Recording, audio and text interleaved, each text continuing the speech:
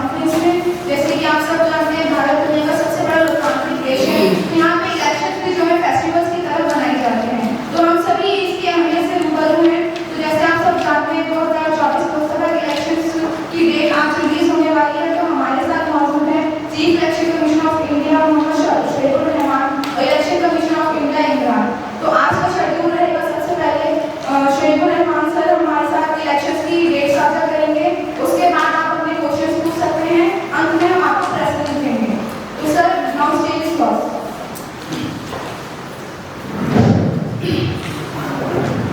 Thank you so much, Nargis.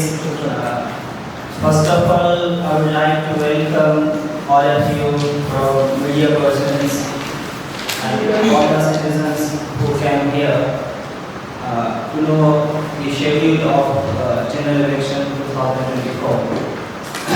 जैसा कि announcement में ही आपको मालूम हो गया कि आज का ये प्रेस कॉन्फ्रेंस 2024 लोकसभा का शेड्यूल रिलीज होना है।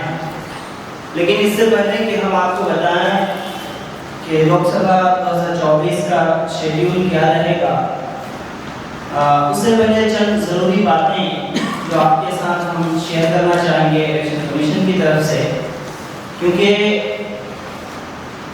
इंडिया दुनिया का सबसे बड़ा डेमोक्रेसी है।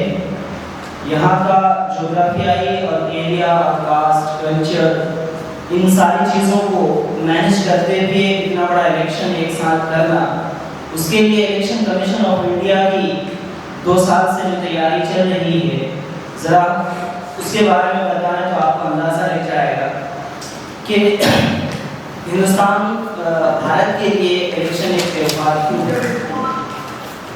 सबसे पहले जो इंडिया दुनिया का सबसे बड़ा डेमोक्रेसी है, आप इसी बात से इसका अंदाज़ा लगा लें कि यहाँ डेमोक्रेसी में पार्टिसिपेशन भी ज़्यादा है।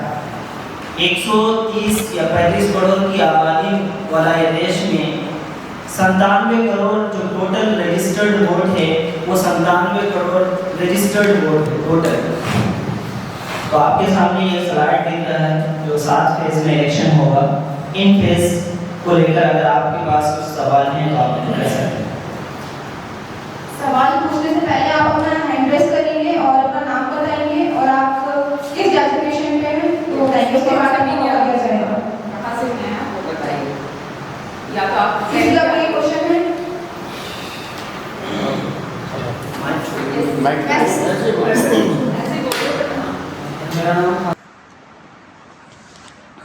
मेरा नाम खान ताहिर है, मैं जी सलाम से आया हूँ।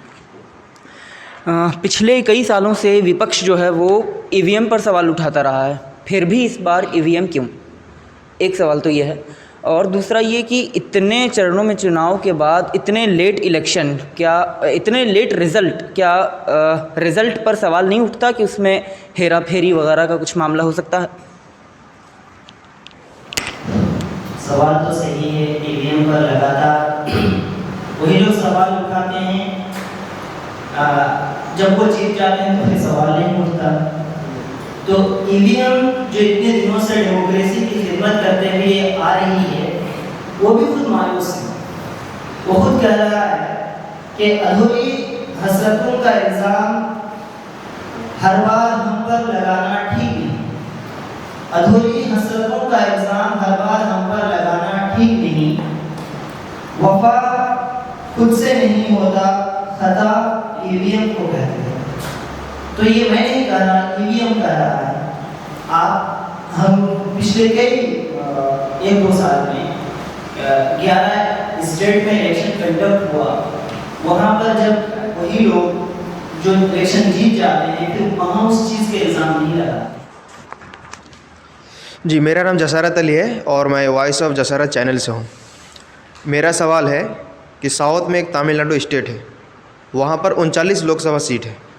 वही अगर हम नॉर्थ में जाए तो बिहार जैसे राज्य में 40 लोकसभा सीट है, लेकिन जहाँ 40 सीट पे 7 फेजों पर इलेक्शन है, वहीं 39 सीट पर सिर्फ 2 फेज में। ऐसा क्यों?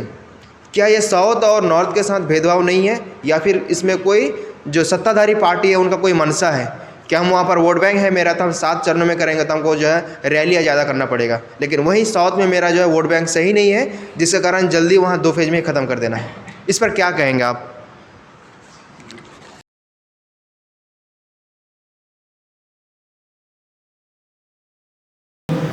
मसला ये है कि मैं पहले ही बताया कि जब इलेक्शन का डेट तय किया जा रहा था तो वहाँ जो सबसे बड़ी चीज़ का ध्यान रखा गया वो है कस्टम्स, रीति रिवाज, कल्चर और जो फेस्टिवल्स हैं, इस हिसाब से उनका टकराव नहीं होना चाहिए कि इलेक्शन के बीच उसका नुकसान हो जाए।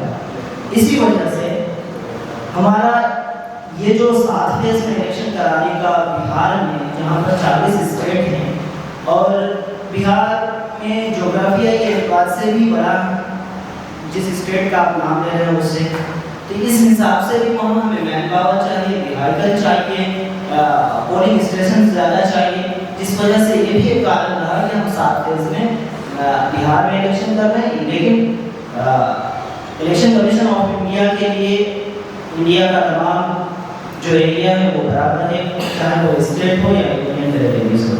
आप कह रहे हैं कि बिहार में फेस्टिवल ज़्यादा है, तो पूरे बिहार में एक ही दिन फेस्टिवल होता है पूरे बिहार में, या फिर 7 फेज में चुनाव करने का मकसद है कि जोग्राफिकल एरिया है तो अलग अलग डेट पर जो है वहाँ पर ये फेस्टिवल है? इस पर क्या कहेंगे आप? क्योंकि आप 7 फेज में चुनाव कर रहे हैं, जहाँ 40 लोकसभा सीट पे, वहीं 39 सीट पर आप 2 फेज कंप्लीट कर रहे हैं, तो कहीं ना कहीं लोगों में एक सवाल है कि ऐसा क्यों हो रहा है?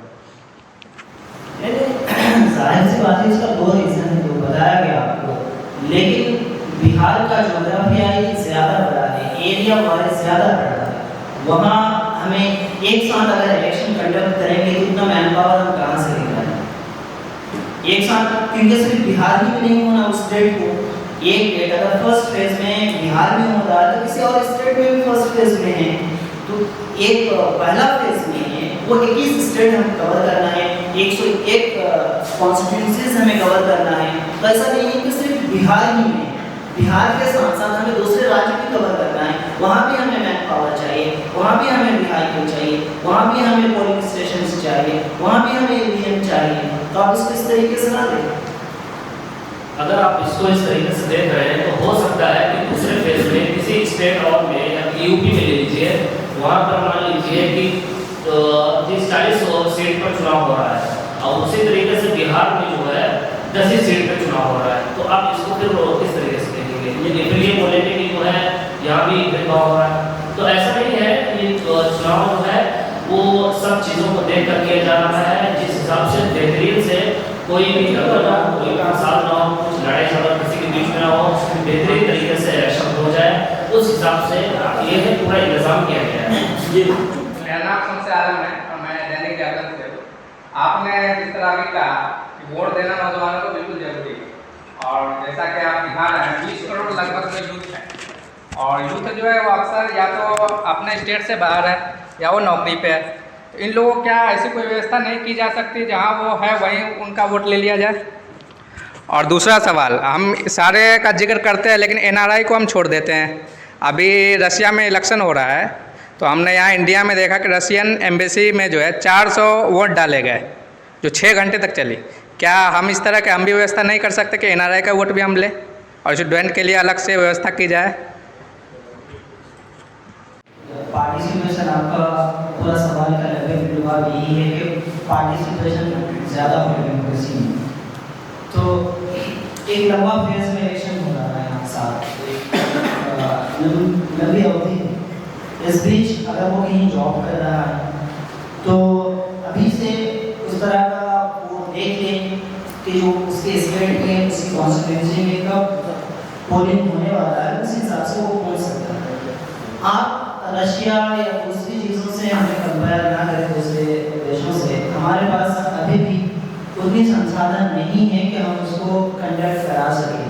रही बात अगर हम ईमेल में भी वोट कंडक्ट करा लें तो लोगों को, पॉलिटिकल पार्टीज को ईवीएम पे भरोसा नहीं हो रहा है, तो ईमेल पे कैसे भरोसा? आप बोल रहे हैं कि दूसरे स्टेट में जो 20 करोड़ युवा है जो रह रहे हैं उनके लिए जो जहाँ पे वो है वहीं पर इंतजाम कर दिया जाए। तो जाहिर सी बात है जो वोटर लिस्ट निकलती है उनके स्टेट के हिसाब से निकलती है, उनके घर के हिसाब से निकलती है। और फिर उसके बाद यही होता है हमारा मकसद कि हम इलेक्शन को जो है बेहतरीन तरीके से फेयर करा सकें, इसलिए वहाँ इंतज़ाम नहीं किया जाता है। अगर वहाँ इंतज़ाम कर दिया जाए तो हो सकता है कुछ गड़बड़ी भी हो सकती है। इस वजह से हम फेयर रहने की वजह से वहाँ नहीं करते कि एक नागरिक को भी तो एहसास होना चाहिए कि हमें वोट देना कितना ज़रूरी है। वहाँ से चलकर थोड़ा सा वहाँ पर वो जा सकता है अगर वो अपने किसी भी कैंडिडेट को चुनना चाहता है। छोटा सी क्वेश्चन है। मेरा नाम परवेज़ आलम है, मैं NDTV से हूँ। मेरा क्वेश्चन ये है, चुनाव इलेक्शन से ठीक पहले अरुण गोयल साबिक chief election commissioner Arun Goyal ने अपने पद से इस्तीफा क्यों दिया और इसके पीछे क्या वजह है कि उन्हें क्यों ये देना पड़ा? ये डेट रिलीज का है आप भी नहीं, इसके संबंधित है ना क्वेश्चन, 2-4 दिन पहले दी तो ये इससे संबंधित है कोई। देखिए, सबसे पहली बात तो ये इलेक्शन का शेड्यूल यहाँ रिलीज हो रहा है, कौन जॉब से रिजाइन कर दिया, कौन अपने पोजीशन पे है, इसकी सफाई देने के लिए तो हम यहाँ है ही।